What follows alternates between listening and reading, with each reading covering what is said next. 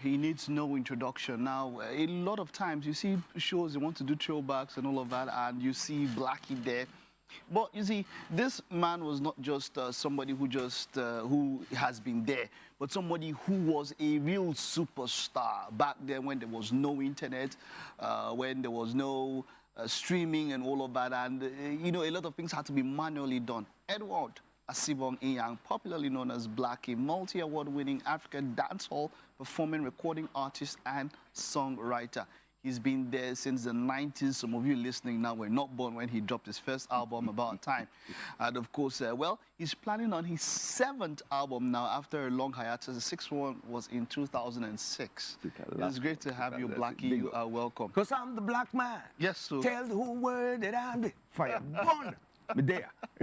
You know, we've back then, you know, let's just take us a little bit of insight. In the 90s. In the 90s. Oh. I mean, now anybody from Oshodi can just drop something and somebody in the US will get it. Yes. But it wasn't like that. Oh my far God. back then. What was the process like making music So far back then? So tedious. Everything was extra hard. From recording in the studio, you had no cut and paste.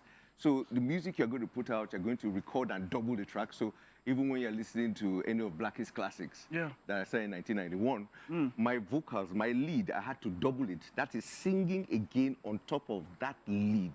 Wow. So you must make sure your punctuation. So round in my kiss, King Blackky. I tell you, Rose, you don't want to dance with me. She first see me fine, but me look. So I would repeat, I would do that, first record that, then repeat the same thing, and it must sync. And that's how, without technology, we're doing everything analog. We're using multi-track. We're saving music on diskettes. I don't know whether you Of course, now. What was it? A floppy disk. Floppy disk. Was it 1.4 MB? Yes. Floppy, where you tap it, you see the black film and all that. Very, very tiny. So imagine the fast track from then to what were we shooting? Umatic. We did Betamax. Those are how we shot our videos. Exactly, you know, that's what I wanted to get into now. Videos, how was it that time? Videos, we had to shoot on Umatic, Umatic tape, Betacam, before I think we struggled to get to DVs. So you can imagine, everything was so analog. As at that time, DV cam was even an improvement of technology. Yes, We're talking of DV cam. And DV cam was the one where you had to put in a small tape inside and all of that. So and we had tracks like, you can't imagine what a Rosie, Blackky Skank. Yeah. Because I try to make sure that the Blackky brand pushes forth the music for the future.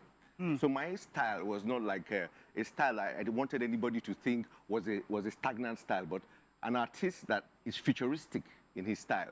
So if you watch Blackky Skank, you know, produced by Kingsley Ogoro, and also the video too, he also directed the video. Yeah. You see that new vibe. That was when the revolution started in the music industry regarding videos and then sound. But tedious, very tedious. So at that time, did you ever think African music or Afrobeats? Some people have an issue with it. They call it Afrobeats now, right? Afrobeats now. Yeah. Did you ever think it will be this pronounced, or should I say, this celebrated around the world?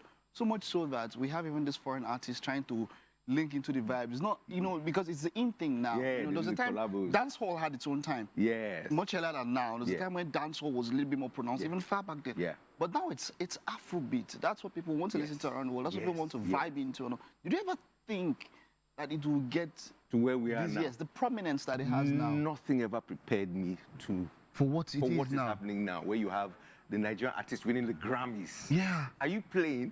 In my time, we were thinking of winning the Nigerian Music Awards. Yeah. That was the biggest. I won a couple of those, you know, when I started, but that was the biggest. There was no way you could conceive the Nigerian artists being presented with a Grammy award. Are we playing here? And that's what we're seeing now.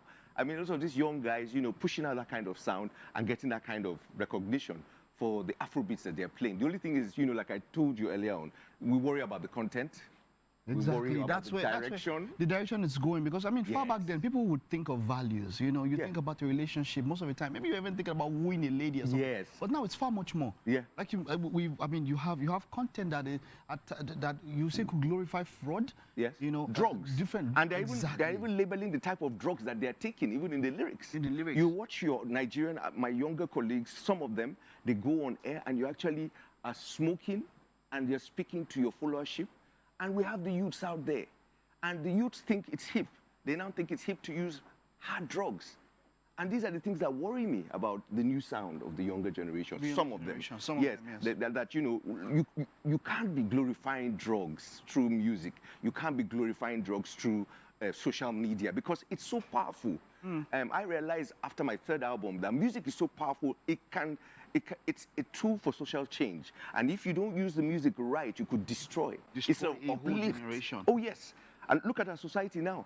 You can see the decadence. It's manifesting. It is. Yeah. You know, there's been that debate about paving the way. Yeah. It's been on and on and on. Paving the way. There's somebody, because people are talking about that, for the fact that someone came before you and let somebody know that there was something like that automatically is paving the way. But, you know, there's that discussion of, oh, if you didn't directly have a hand, if you didn't contribute financially or if you didn't contribute resources to my own career. I'm backing you personally. Exactly. Then you did not pave the way. What are your thoughts on that paving the way discussion? Many people don't understand what paving the way means. For me to come on board, I had Raskimono. I had Majek Fashek. I had Eviedna Ugoli. I was a Smalley, St. Gregory's College then. I was listening to them. They were shaping my thoughts. I mean, I was now thinking, what can I do differently from them? They paved the way for a young 21, 22-year-old to come out with his first album. Even if they didn't have to see you they never met me. Put their resources into your career, they paved the way. They paved the way, yeah. So you don't need to personally hold somebody's hand and say, okay, I'm backing you. Like, I hear some of my junior colleagues like Olamide, he does a great job, Olamide. Yes. You know, for the younger artists. Definitely. You have a Don Baba J, Don Ja, you know, pushing those artists. That's different. We're talking about an industry that didn't even exist. So we, with our raw hands, we had to create that path, show Nigerians that Nigerian music can be loved, that Nigerian music can be embraced, and it can evolve to Afro beats, what they call it now. No. Artists like myself, my bigger brothers, so walks in here, may I forgive him respect. You know why? Because he paved the way to African pop. Afro pop, Alex O. He's the one that started the rap. It takes some time to hustle and bustle. After all, you know. So he started all that, get people to start to understand that you can infuse some street lingua into your music. So for any artist to say now that they just appear there, because it takes the other artist to prove it can be done. It takes the artist to prove to my parents. I know how my mom felt when I said I wanted to go into music after graduating from University of Lagos. And I'm from a family where my mom was a civil servant. My dad was a dental consultant. And my dad had passed on in the 80s, but it was my mom. And I know she was worried. She said, look at this man. Your brother is a doctor, your sister into law. And then you are carrying microphone. How? What, Mr. Sociology. Okay, when you got sociology. Why? But she couldn't push much because I was trying to make her understand that it's a mission and no competition. There's somewhere that I was going. So it took so much stress to get parents then to appreciate music compared to now where people are begging their children in most cases to go into music, because if you do the right thing, you can make tons of money. What kind of money were we earning when we started? Exactly. Absolutely nothing. That's the sacrifice we made. You were subject to labels and distributors and all of that. Now you can just put out your music. Put out your music and go on your streaming. Revenue is coming straight to you. And artists then, I know penury. That's why a lot of artists in my generation are no longer active. Because I mean, what do you have as royalty then? So how were you able to keep yourself till now? I had to be very disciplined. I've had to remain very focused to have a career spanning over 30 years. A lot of artists that started out with me are not actively performing now because people have asked, you still do gigs, you still have your own performing, stuff. And that's what I like about it. You know that they don't see that, oh, maybe there's not so much. It doesn't mean that you are not doing your things in little places and making your things happen. Still getting invited to concerts and on social media. I'm having younger guys 25, young ladies 25 say, look, they love what I do. I'm like, were you born when the first record came out? The first record came out in 1991. Interesting. What has happened now? How far do you think we can go? And not just only music, like you mentioned, it's a social tool for influencing a generation. Okay. And what can be done? Like you said, the vices, we've seen all these sort of things being promoted in these videos, you know, drugs like you mentioned and all of that. Can it get better? Is it going to get worse? What do you think looking forward? Well, looking from the mountain top, from a meditative point of vision, not view, I see it may get worse if we're not careful. The custodians of our culture, the custodians of the direction that music goes, rests in the hands of the younger ones. These guys that are buzzing out there now, if they continue to sing and do songs that glorify maybe violence, drugs, and all these things. There's no way. I mean, just look at what comments you see on social media when you're trying to judge ask a moral question. Listen, read the comments. You'll be very troubled because now the thinking has really been warped.